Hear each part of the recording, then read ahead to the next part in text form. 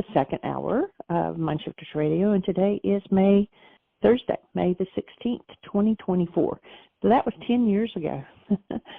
And so welcome to the show, and the call-in number is 563-999-3581, and press 1, and that puts you into queue to talk to us, and we would love to hear your comments and questions, because that makes this your show. Welcome, Michael.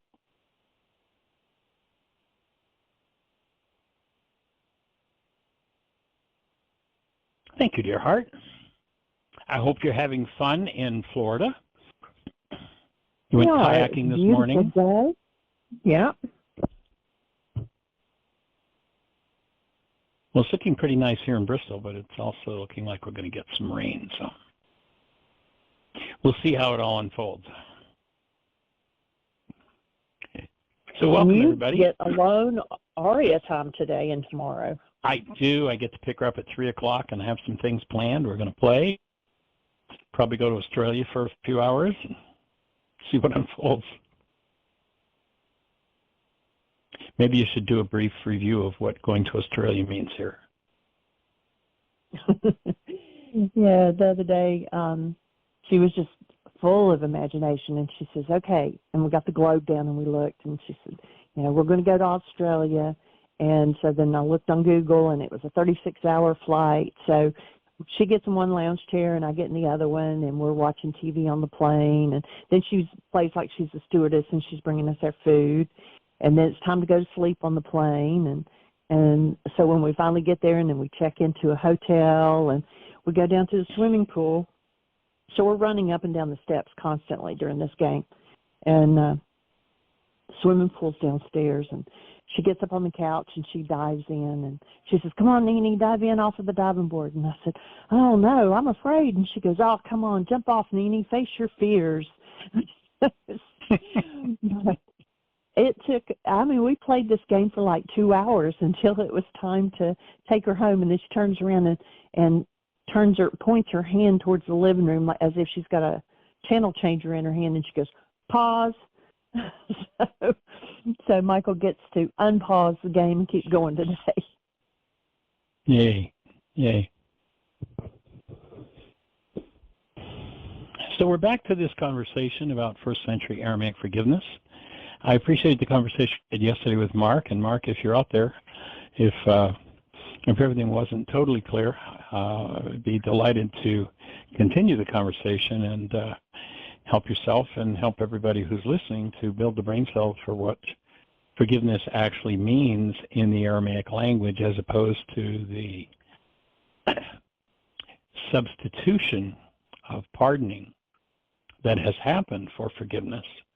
I think it might have been a bit of a shock to you yesterday from the way you responded, that when I said don't ever forgive anybody, but that's absolutely a necessity. Just stop this forgiving people. It's just because what we're actually doing, when the Greeks told us, of course, everything in your life is somebody else's fault. So what you do is you just let them off the hook for what's happening inside of you. It's actually a Greek idea of pardoning, and it's a nice thing to do. But if I pardon you for what's happening inside of me, for the pain that's being generated by my mind, I've done nothing to change what's happening inside of me. You can't change an internal dynamic with an external action. And actual forgiveness, as it was taught in the first century Aramaic language, is a totally, completely internal process. It has nothing whatsoever to do with the external world. And it's about removing the energetic patterns of hostility and fear, the patterns that have been accumulating for most people for generations and generations and generations. It's about removing those energetic patterns to make space for ourselves as human beings to show up in our lives, to show up in our own physiology. And the best definition I have, because people say, well, what do you mean, human being? What do you mean, human life? Well, just hold a newborn baby, tap into, bypass everything that's going on in your mind and tap into the essence of that newborn. And you'll know exactly what human life is. It's this active presence of love. And if we've surrendered the active presence of love to hostility or fear, then what was called the mind of man, with its hostility and fear, runs the game. And every mind that has hostility or fear in it is a very, very religious, dedicated mind that, for most people, by about the age of 4, makes people absolutely religious members of the one world universal religion of blame. And so, of course, the philosophy committed to that religion would say, let others off the hook for what's happening inside of you.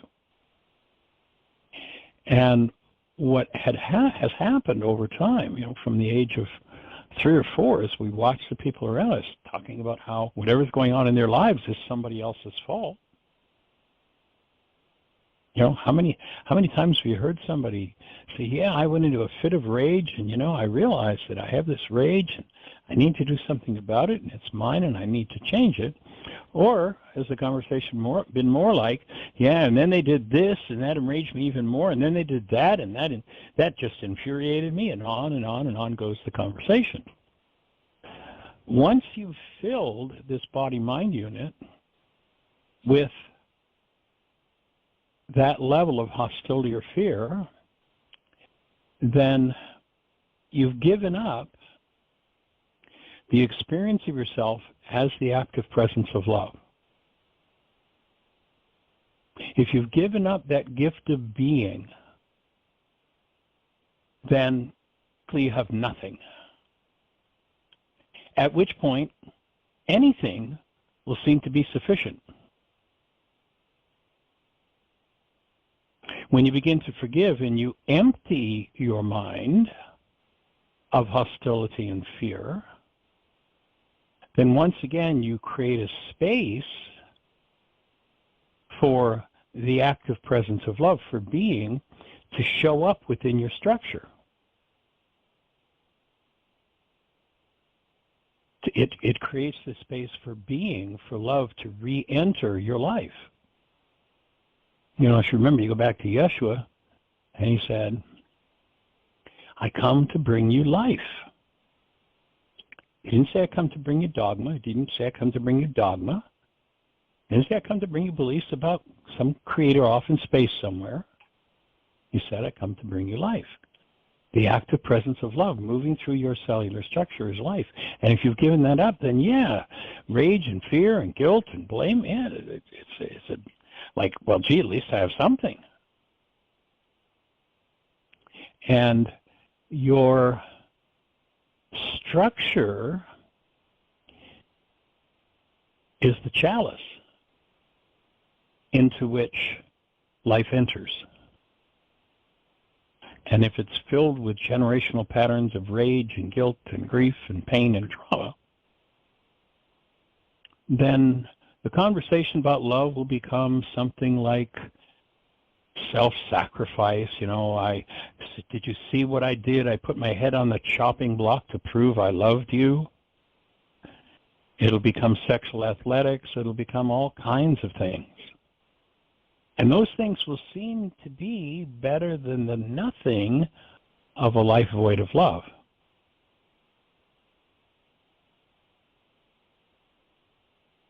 And the presence of love in you, and ready at any point that you make a space for it.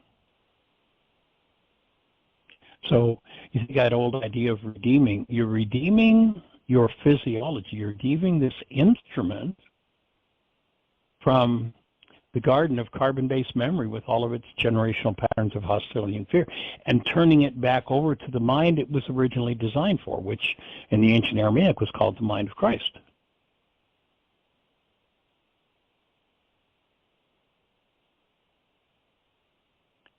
And so that's the bottom line objective of this work, is to learn to remove from the structure what has displaced your human life. When your mind, when your carbon-based memory comes up with something based in some form of hostility or fear, because it seems like something you stop entertaining it and you choose to say, thank you, but I think I'll pass on that. In fact, I think I'll apply forgiveness to that energy in me and make the space for being, for love to move through my cellular structure to actually have life. Jeanie, you started to say something? You have a caller. You have a hand up. Oh, great. Let's say hello. It is Craig, 810. Welcome. Hey, how are you guys? Hey, we're rocking. How about you, young man? I am too. And I was, I heard you mention talking maybe about Mark again today, and I just wanted to, I felt so much connection with him yesterday because these aren't easy things to do, to shift from right the way we've been since we've been zero to now. And it's probably taken me, so I've been aware of your work for probably 2 months or more. And then obviously I went to the workshop a couple of weekends ago. And it's just, it's a lot. It's a lot to absorb. It's a lot to, I guess my question, I'm really calling about a question is, how many people that you deal with just like turn overnight, or how many people it takes them some time to adjust? It's not easy. I mean, the stuff you're teaching is real. I believe it from the depths of my heart. I think we talked about this before with the Catholic faith. I kind of knew something was off kilter, never really loved it, but I didn't love it kind of thing. And you've shown me a different light on that, which is beautiful, but it's just, it just doesn't happen instantly. I know you're right. I know you're right. But it's kind of like I still have, somebody cuts me off in traffic, I'm still upset about it. It's like the instant response is there. Yes. Yeah. So it's kind of like I just felt bad for Mark because he kind of got exposed to the same things I was exposed to. It's like, excuse me, what? Don't do that. How can you not do that? It's kind of it's not difficult, but it just takes a lot of resetting of your just innate behavior. I mean, I don't know how to really communicate it. It's not easy, Well, when you think about the fact that every energy that comes to us is registered holographically in every cell, including the sperm and the egg, and that those energetic patterns are passed from generation to generation. And you look at, one of the things that people who study war and peace are telling us is that today we are at one of the most peaceful times in the history of humanity. And you look at the crap that's going down and you go, holy mackerel. And then you look at, as I mentioned in the weekend workshops, that data that I came across from the Canadian group studying peace and war that says in the last 6,000 years we've murdered approximately 2 billion people. And you think of that generational information is in us. How much blame, how much pain, how much trauma, how much loss, how much hate, how much rage, how much fear. It's incalculable. If you were to think of it, in terms of a computer, I suspect that if we were to take every crazed supercomputer on the planet and hook it together, we wouldn't even start to approximate the amount of data stored in one human form. And when you realize that everything that's based in hostility or fear is corrupt data, and we have, 6,000 years that we know of that kind of trauma, and what you're being called to do is to literally restructure that whole database. It's monumental. It doesn't end in a hurry. And I've watched people who start on this path, and then they turn tail and run away, and I've seen it take as long as 20 years for them to go back and go, Michael, what was that you said? Okay, I'm ready to hear it. I'm ready to go again. And it's just a process that, if you're attracted to it, then you're going to do it, and people will do it at varying levels of enthusiasm. I remember one woman who came to the a week of workshops we did in Florida years ago, and she just got so excited. She became very engaged. She worked through the core issue that she'd been working on in that time just basically disappeared. Okay, I got what I need, and I'm gone. And it was about 10 years later that she contacted me. She actually said she'd gone to get a book off of her shelf, and my book fell off the shelf and hit her in the head. She read Why Is This Happening to Me Again, and was she called me. It's like, I realized I need to do an intensive, and this was, I don't know, midwinter. It's like, well, we don't have anything till this summer, but I need it. I need to go to an intensive now. And, it's a process. It takes time. Yeah. It takes commitment. It takes facing. It takes developing a whole set of skills that the world has never taught us. And so I certainly understand what you're saying. And when we're first introduced to it, I go back 50 years ago when I'm around the country teaching this stuff. And I mean, I'd have people who are like, Mister, you are certifiably insane. And now, very rare is it that someone doesn't go, oh my God, that makes so much sense. Yes, of course, because in general, the world is building the brain cells. And you can't hear something until you have the brain cells for it. Yeah. If I use the example on the weekend in Florida so we have a table over there and there's some piece of something on it. It's glass and it's wires and it's metal frame. And anybody without the brain cells looks at it and goes, I don't know what the heck that is. But somebody walks in the room with the brain cells and goes, oh, that's an X-ray machine. Well, they only know it's an X-ray machine because they have the brain cells to recognize what an X-ray machine is. We can't recognize what forgiveness is till we have the brain cells for forgiveness. We can't recognize what love is till we have the brain cells for love. We can't recognize, any of the 100 different words that the Greeks turned around backward until we have the brain cells for the truth of it. It just doesn't make any sense. So one of the challenges is inspiring people to stay around long enough to really build the brain cells for a whole and total different understanding of what this game of life is about. So it is a process for sure. Yeah. And that was kind of my sentiments about Mark yesterday. I could hear, you could hear him in his voice, right? And it's just like, he doesn't want to be that way, right? Nor do I. Yep. Nor do I think most people I know. And it's just nobody does. I think I talked to you before about, can't we just take a pill or like a magic wand or something and fix it? It would be nice. You know it's there. You know it's there. Everything. I have nothing I've read, heard, listened about the whole Aramaic world is in any disorientation with how I feel. I mean, it's all there. It's just, I wish I had that. I wish I was your granddaughter. And think of her life, how different her life is going to be from 99% of the population. I mean, really. And I have to do worksheets on jealousy for not having what she has. I do too. I may do one on her. I'm just saying, like, well, for me, it's like, why didn't we know this 20 years ago? My life could be so much different, And I felt that way from my heart. Absolutely. Like younger kind of guy, so was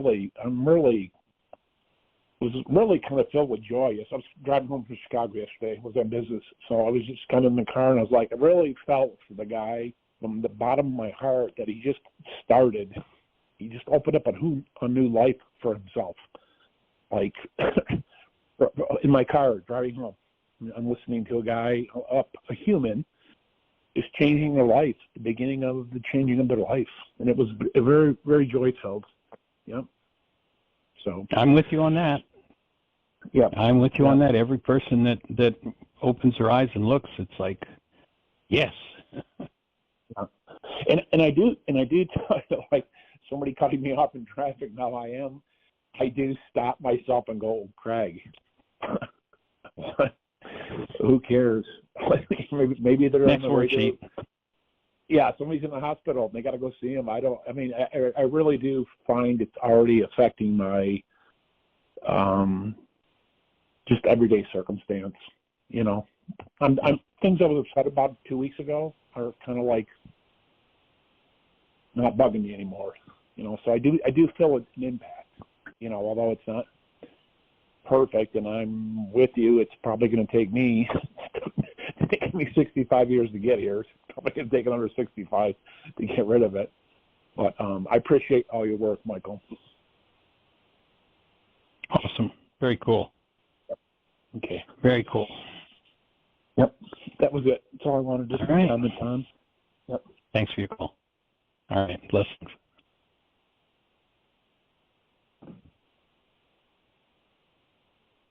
And you have another hand up. Oh, great. Let's go for it. Susan, 610, you're on the air. Hey, guys. First of all, Welcome, dear heart. Thank you. The replay of the previous hour, Dr. Tim's worksheet, I was curious initially just because it took place before I started studying with you. And I wanted to see what the world looked like. You were already going gangbusters with those worksheets, and I loved the show, not only because of Dr. Tim and what he worked through, but the two callers who called afterward were right with him and doing processing with him. So the entire hour was taken up with that bullying issue. I just thought, boy, that's the way the show, that's the show at its very best, I think. It's such a lot of openness and willingness, and holy mackerel. So that's a comment and a yay. But I do have a question for you. I have been spending a lot of time with the written piece you have been posting, and I imagine you've done your own updates, which I don't look at because I'm working from the first version that I got first from draft, the weather right? beginning. Yeah, one of the first drafts. I have a question about how you present forgiveness, or whether my idea about forgiveness could be worked in with it. I think we've discussed a little bit about this before. You say true forgiveness involves holding a loving space, and get yourself there by imagining the newborn baby. But for me, what you're also trying to say, I don't think it's very easy for me to get to the loving space inspired by the baby when I want to. My favorite thing to say is punch somebody in the nose, and let's not go into the history of all right. that. But for me to remember that Jesus, having been totally bullied, beaten, misunderstood, starved, whipped, mocked, hanging on a cross, globally looking at the faces of probably people who he had trusted, said, Father, forgive them, they don't know what they're doing. And if I can remember that first, then I can find my way to love. And I wondered if that might be a useful or necessary, but as I'm reading your piece like a newcomer, I'm saying, I can't get there from here. And then I thought, but this is how I've been getting there, is remembering Jesus who took far more abuse than I will ever have, I hope, and demonstrated it. He didn't say how to do it, but the fact that he did it releases a permission, or gives a permission to say it can be done, and you go ahead and do it too. Well, my take is that, we're introducing to the non-being mind a number of practices that are not natural to it. And you've got to start somewhere. And ultimately, with each and every idea, as you enter the practice, as you utilize the practice, it becomes easier and easier. But certainly the person in rage and fear, it's hard for them to even hear. What are you talking about, a space of love for that SOB? Exactly. Or for me, the deficient. And, it's just a matter of you introduce a new idea, and then over time, with the rule of the 3 Ps, practice, practice, practice, it becomes second nature to do that. but it takes time. Mm-hmm. And I think that, that idea that I expressed earlier, that was something I was doing some breathing last night or the night before last, and it just came of, if I give up this awareness of myself as the presence of love, like, what is there? There's nothing. So any offering of the ego will seem like a treasure until I recognize what the real treasure is and get back to it. And it's there's a transition point, and I think everybody hears in a different way, and each one enters the practice in their own way, and it happens over time. Mm-hmm. Yeah. The other thing about the paper, and maybe you said this, because I'm only about 2/3 through now, right, going very slowly, is the addiction or the tremendous attraction to the zing when the ego says, I'm forgiving you, i.e. letting you off the hook. I'm taking the high road, aren't I wonderful, you poor sucker. It's as if you're setting yourself up to reinforce. It's really a type of vengeance to say that. I forgive you because I'm a bigger person. You are just so low, Peon. So I don't know whether that, right. That may not belong in your paper, but that's part of the picture of my forgiveness process that has to be dealt with. Letting off the hook doesn't do it. It just doesn't do it. No, not at all. Yeah, okay. All right, just processing. I'm still so much in process. It's going to be quite a while. I'm just really loving the process because I'm learning what you teach over and over again from different angles. I must say, you're like the newbie preacher in this paper. You're like the new preacher who gets up and gives a sermon and tells everything he ever knew. And it's too much. It needs, to my mind, there's got to be a way to make it true and clear and accessible on the first hit before you lose them.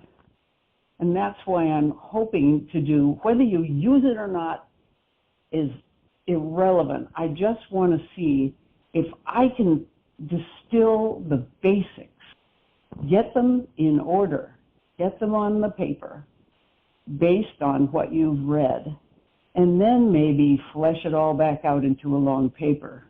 So, I was thinking about the fact you wanted me to do an edit compare with Microsoft Word. It would be a total mess because things are going to be moved around and in ways that I don't think Microsoft Word. I think when I finish it, I'll just pop it over to you as a piece of writing and let you see what you think, if that's okay. Okay. Sure, of course. That works. I can't see it through the eyes that you see it. And so your feedback, your input, your edits, this could be clearer, or this works, or, that's all going to be gold for me to be able to see. Yeah, well, that's very nice of you to say. So I appreciate you working on it. For instance, it's my pleasure.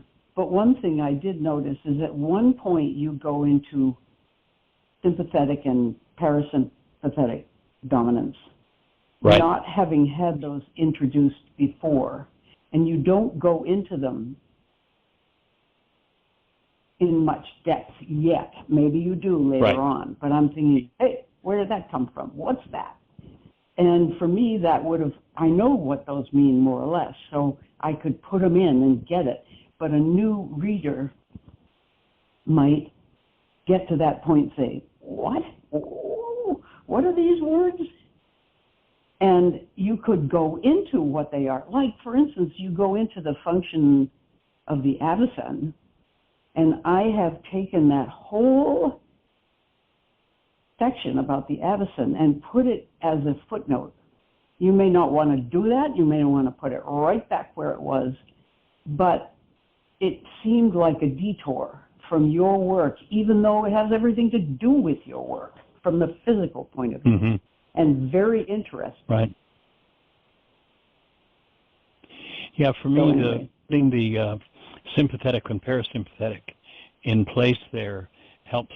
What my objective there was to get people the opportunity to recognize that whatever they do with their minds becomes physiology. Oh, and yeah, that's one of the challenges to shift out of that physiology back into the physiology of love. You know, that's just one of the core pieces. I totally agree. Yeah, but the way you said it now, and fear. Go ahead. The way you said it now, without using those words, was absolutely pristine clear. So maybe at some point in the paper or whatever, the whole concepts of what those are might be, this is just my opinion, and take it with a huge grain of busybody Sue doing her fun thing, because I love doing this. My feedback is just my thoughts, but the way you said it just then was totally clear to a novice without having to learn those words and learn what they mean, which to me is a detour from your work for the moment. Right. Anyway, you don't have to do anything. Yeah. Yeah. One of the things that that I recognize, and I think it helps inspire people when they realize that when they live in a world of hostility and fear, they have physiology based in, they have a structure that is set for generating more of that hostility and fear, and that the shift has to take place to a different state of physiology. Yeah, beautifully said. You know, that's one of the reasons. Good. Say again? That's one of the reasons why that's where it happens. It takes a reset of physiology, and that's one of the things that that I'm doing with this new one-on-one intensive that I've been doing, where I'm drawing on some tools that I learned almost 50 years ago that I have not introduced to the work because they're too confrontive, too intense to use in a regular intensive setting. But one-on-one, for somebody that's willing, literally, there's a way that I've realized, tools that I learned 50 years ago, that when I bring them in now, it like goes to the core of the structure and helps to shift physiology so that it's set is for, how can I say this, so that it's set is more easily integrating that presence of love rather than being locked in a set of hostility and fear.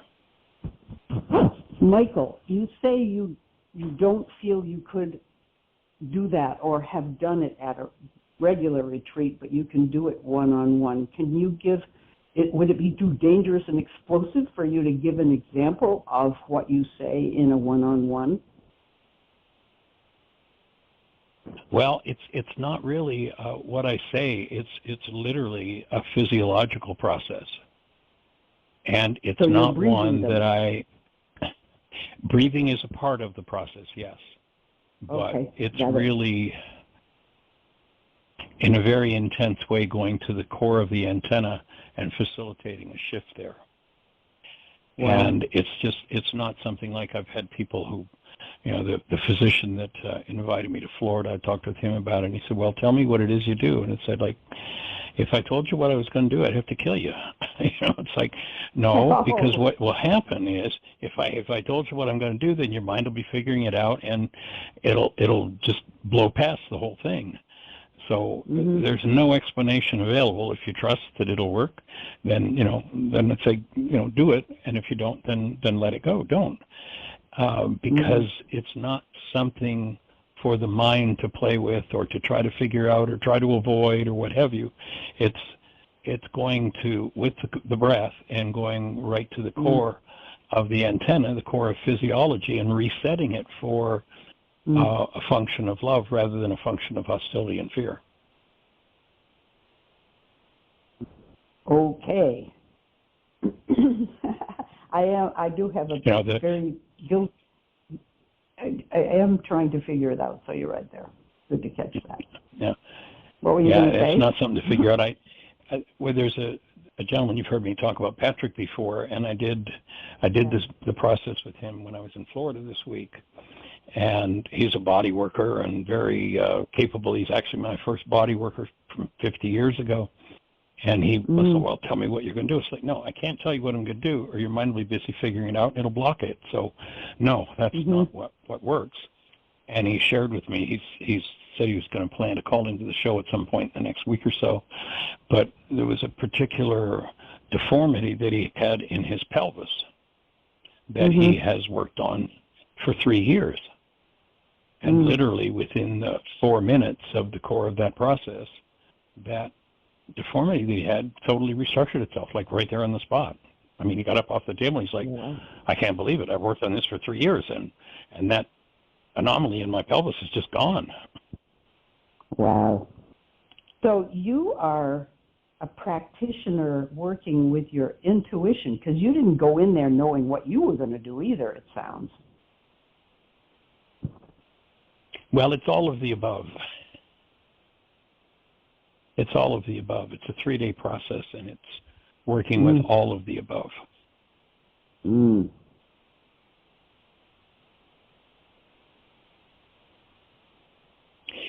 One of the things that I'm realizing, actually, I've been spending a lot of time talking and processing with Patrick because he's got the brain cells for a lot of it.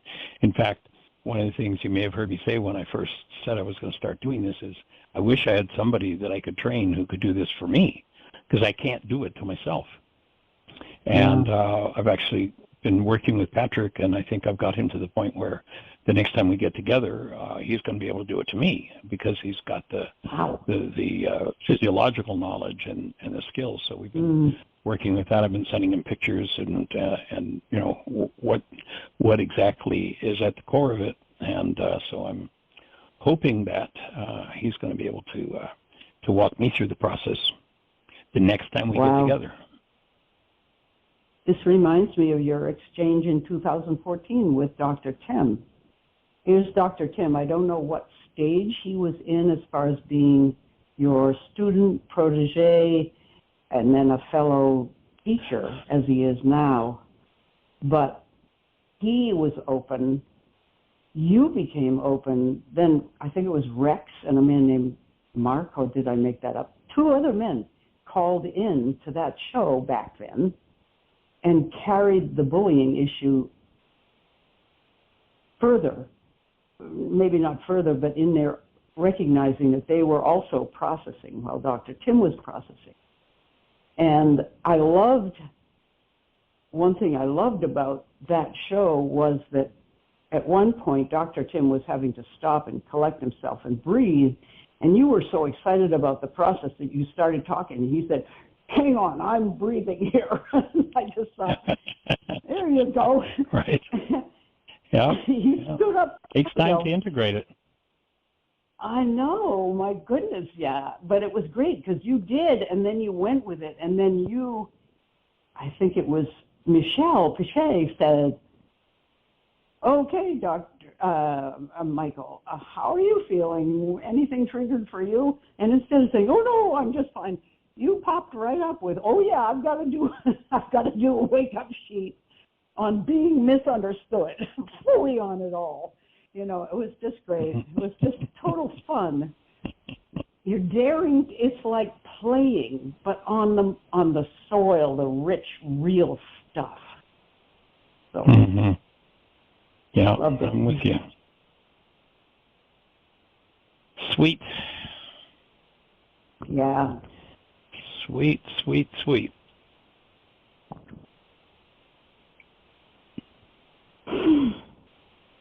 Okay, well. Doesn't get better than this. Yeah, it's very good. I did extend your offer for being breathed to my son.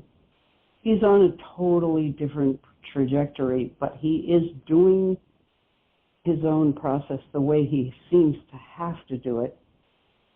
And he's got some idolatry in there, which makes it very hard for him to really let go and process totally.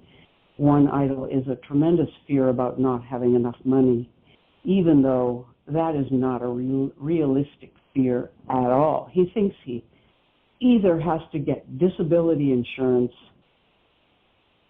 or go back to work. He can't just find a way to be comfortable for the rest of his life with what he has already made monetarily and what his wife, I mean, he's, you know, Tim and I aren't going to last forever, and we're going to hand off whatever we have to him. He'll be fine, but he doesn't feel it. And so there's tremendous fear, there it is, just fear of not having enough somehow. And I don't have any way of getting him off that. I've said to him, do you realize how irrational that is, how untrue that is? And he says, yeah, I know, but that's what I feel. So yeah. This is where we're at right now. And of course, feelings are a reflection of solidified thoughts that formulate that sort of energy pattern. And you know, for me to have the tools to dismantle a complex structure like that, thought by thought by thought, until the whole thing falls apart, is such a key. But where do you find those tools in the world? Well, I was thinking with it's crazy. The tool's been around for 2,000 years. Yeah, I was thinking your mind shifter for him. Like, it's so totally safe and healing for me to have no money to put in the bank and see what he does with that. And he is agreeing now to do journal writing. So if I can surreptitiously, and if you can think of a better mind shifter than that, I'm all ears. But I thought I can't introduce it as my work with Michael Ryce or Dr. Tim. There's something there. Right. He says, oh no, you know, this is woo-woo stuff. But if I just weaseled it in some way that he could find palatable, that would be great. Well, one of my thoughts is just, invite him. He's certainly, as a physician, familiar with some of the Freudian stuff. Just present it as free association. Why don't you try free association on this? What comes up in your mind? No censoring. Just what comes up in your mind when I say, it's totally safe for me to be totally and completely broke? What comes up in your mind? And maybe he could just do a mind shifter through using, he certainly would have the brain cells for free association. And it's not as structured as a mind shifter, but it's basically the same thing. And maybe that would help him to get in touch with some of those unconscious things that then he can choose to dump. Oh, that's a good idea, and I like the way you word that. Completely broke. Why not go for it? Go for the whole thing. Yeah. Okay. Yep. Thanks, Michael. Good. Cool. All right, dear heart, any other thoughts for you? No, well, I'll listen. You've probably got other callers, and I'm here. So, thanks. All right. You have a blessed one. Thanks. You too. You too, Jeanie. Thank you. So, we We have a lot of listeners, but there's no hands up. Somebody press 1. And someone had asked me about Podbean not being up, and I did not bring the big microphone with me. And Michelle filled in for me the last 2 days. So Podbean will not be back up until I get back to Bristol and kind of settle back down. So anyway, no particular reason other than it wasn't convenient for me to bring all the equipment with me down here to Florida. So anyway, we have 16 minutes, plenty of time for a question. Somebody press 1. So if you're out there in listener land and you're on one of those stations where we can't see you in our control panel, if you dial into the show, the number is 563-999-3581. If you dial into the show, you'll be listening directly, and then if you push 1, that'll raise a hand, and we'll be able to have a conversation. And I would love to have a conversation with you. So what's on your mind? How can we support you? You know, there are so many fallacies in the world, so many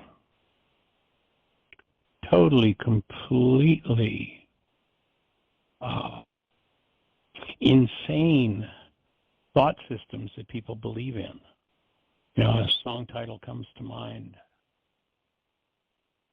that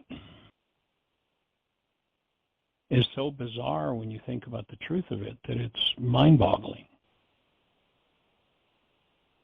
And that melody line or song title goes, "You only hurt the one you love." It's like, what kind of crazy is that? What kind of thought structure is that? And yet, that's the kind of thinking that has taken over the minds of the world, and in taking over the minds of the world, created structures that are in alignment with that. And when you look at the massive depth of thought disorders, to live in a world where the majority of people buy into something like that, that actually come to associate relationships with trauma and pain, rather than recognizing that relationships are the place where, if there's any trauma and pain, they're going to come up for healing. But if you are a member of the one world universal religion of blame, and those things come up in you, for you, and you blame the person you're in a relationship with, then of course you come to the point where you start to think that, yeah, relationships are the problem.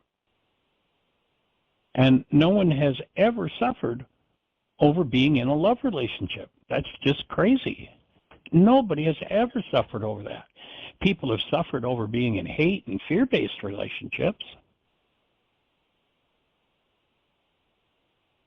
But the whole false thought structure of the world that relationships cause pain, that one person can cause pain in another, as opposed to, if there's pain in someone, yes, in the context of relationship, that's going to be easy to trigger into activity.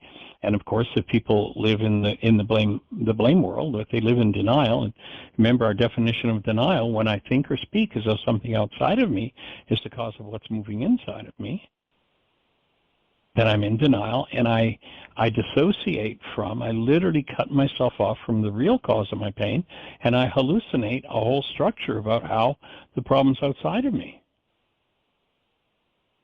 Nobody has ever suffered pain as a result of a love relationship.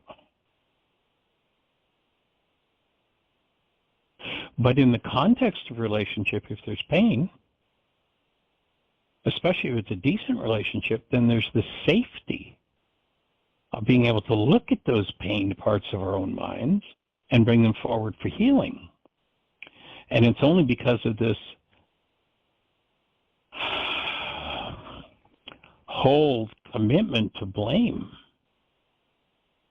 that one can even start to believe the foolishness that somebody else is the reason I'm feeling this.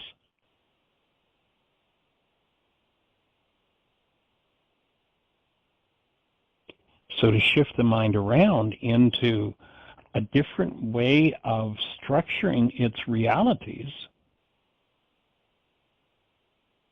means I get to heal everything in me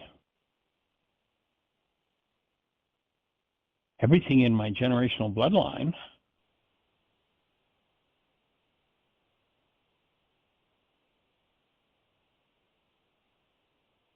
and when I stop lying to myself that I'm feeling this inside of me because of what somebody outside of me has done,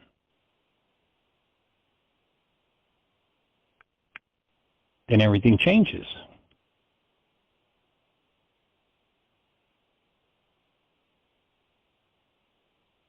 And what we're here to do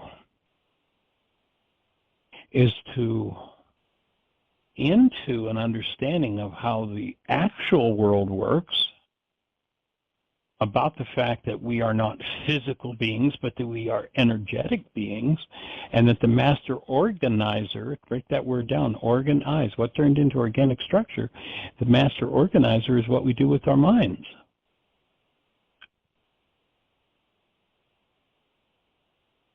Max Planck won the Nobel Prize for coming up with the theory of quantum physics. And he says this, to me, the term matter implies a bundle of energy which is given form by an intelligent spirit. Key, the underlying, he talks about the mind being the matrix of matter. And that what we hold in the mind literally organizes a structure that is reflective of that mind. And we do this to ourselves.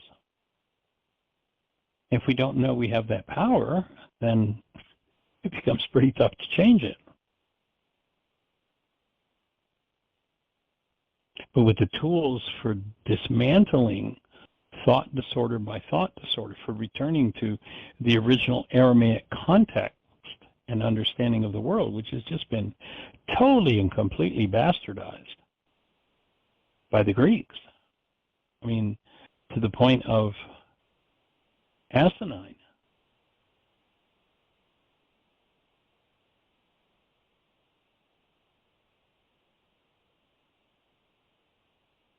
And to recognize that there is this technology for dismantling piece by piece by piece everything that never belonged in our structures.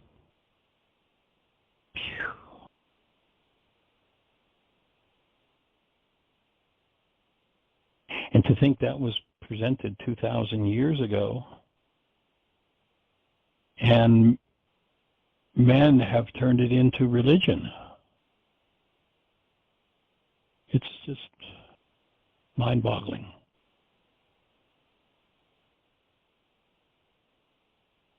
You know, if we go to the opening words in the book of John, it does not say in the beginning was the Word, and the Word became flesh. It does not equate that word with the man Yeshua. It says it all started with mind energy. In the beginning was the mind energy, and the mind energy became flesh. Literally, every thought you think becomes a literal energetic structure within your physiology, as Max Planck says. Whatever your thought structures are is the matrix of your physiology. It's what attracts these electrons, protons, neutrons, etc., into the expression called form. And if one is invested in the hostility and fear-based world, that can be a tough investment to give up.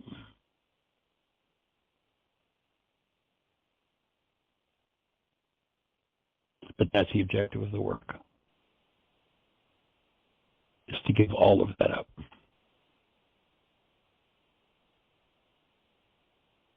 So our call-in number is 563-999-3581. The question for us, which one? Let's talk about it. Ms. Jeanie, do we have anything happening in the chat room or anybody in the phone queue with a hand up? It is all quiet on this end. So we've got 6 minutes. Somebody we can answer a question. Press 1. Any thoughts for you? Any issues since you've flown out to Florida that have become clarified for you that you might want to share? You were saying that you and Susan have been doing some processing. Anything exciting in the way of insights there? Just, one of the things that I talked about, and it actually kind of creeped up on me while we were eating dinner, and it was like, I've gone so much of my life attempting to prove I'm worthy of keeping around, or that I'm needed, or, wanted, or whatever, that I realized that even there was a time in my life when I gave up. Well, it's okay if somebody doesn't, quote unquote, love me as long as they need me or want me. And of course, that's led down some paths of destruction too. But so anyway, Susan was like, "Okay, you don't get to come in and do dinner tonight. I'm going to do it," and she wouldn't let me in the kitchen. Anyway, it's like, being okay to sit back and not have to prove that I'm carrying my weight here, or whatever. And so she was really good at holding the space while I processed that. And like I said, it just kind of creeped up. She asked me a question, and it just like fell out. But So what I cherish most about you is your presence and your being. Pretty awesome. And your sweet face. I like looking at your sweet face. I told Susan, I said, I've got to get out and get some color in it, or they're going to say, "You went to Florida?" Yeah, well, that 98% humidity is kind of tough. Yeah, it is. It was really nice this morning. It still said it was 95% humidity, but it had a light breeze, and it was just really, really nice.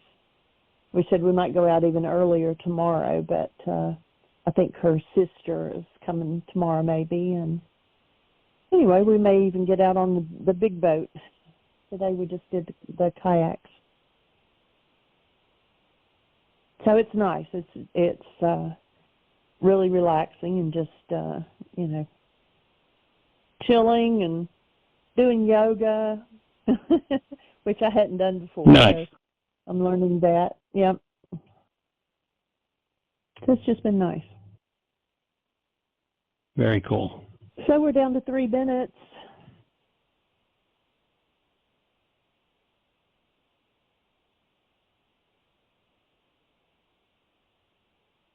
Maybe do Why don't we just brief meditation. do a deep, that's exactly what I was just thinking. Let's just do a deep breath together. Let everything soften. Let your jaw soften. Let your face soften, your neck, your shoulders, hands, arms.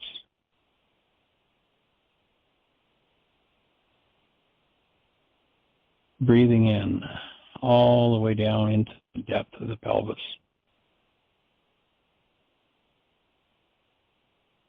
And breathing out. Letting go of all tension.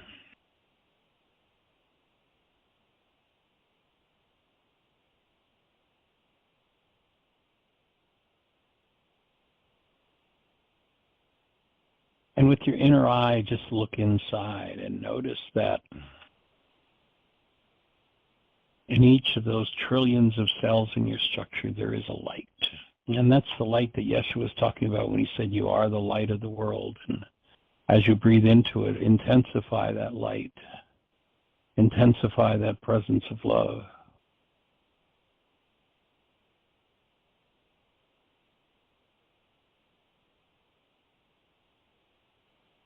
And let the light in each cell expand until each cell is filled with that light.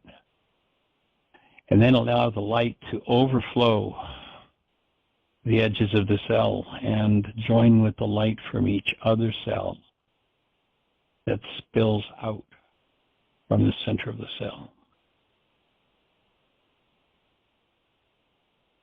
And with each breath, it strengthens that light. And as the light spilling out from each cell expands, it redoubles with the light from every other cell that it touches, and totally floods your whole physiology with that sweet presence of love. And then think of someone in your world that could use a hug that comes from that place of light and love. And just imagine that you can literally send that stream of light energy to that person. It may be a person next to you, it may be a person on the other side of the planet, it doesn't matter. And know that by sending it, you're flooded with it as you expand. You give that light to the homeless, to the hopeless, to the suffering,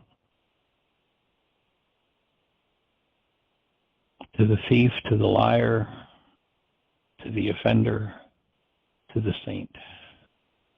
You send it universally to all. And you are flooded with it as a result. Take that light with you throughout your day and create the best year yet of your eternal life and blessings.